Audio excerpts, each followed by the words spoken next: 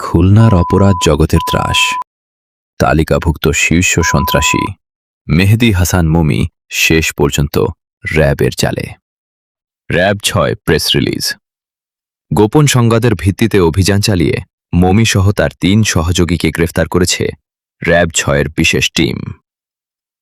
উদ্ধার হয়েছে চাঞ্চল্যকর তথ্য, যার নেপথ্যে রয়েছে অস্ত্র, মাদক আর নানা অপরাধের পাহাড়। ২৬শে অগস্ট সকাল ৬টা বেজে ৫০ মিনিট কেএমপির দৌলতপুর থানাধীন দত্তবাড়ি তরুণ সেনা রোডের একটি ভাড়া বাসায় হঠাৎই হানা দেয় র্যাব ৬ সিপিসি স্পেশাল কোম্পানির একটি চৌকস দল। অভিযানে আটক হয় মূল অভিযুক্ত ২৩ বছরের মেহেদী হাসান মমি।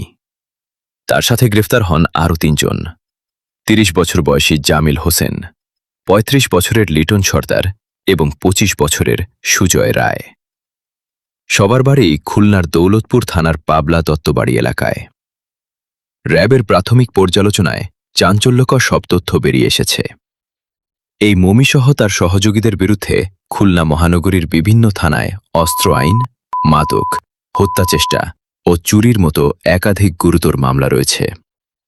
আইনি প্রক্রিয়া শেষে এই আসামিদেরকে কেএমপির দৌলতপুর থানায় হস্তান্তরের প্রক্রিয়া চলছে। অপরাধের বিরুদ্ধে র্যাবের এমন কঠোর অভিযান অব্যাহত থাকবে, এমনটাই জানিয়েছে আইন শৃঙ্খলা রক্ষাকারী বাহিনী।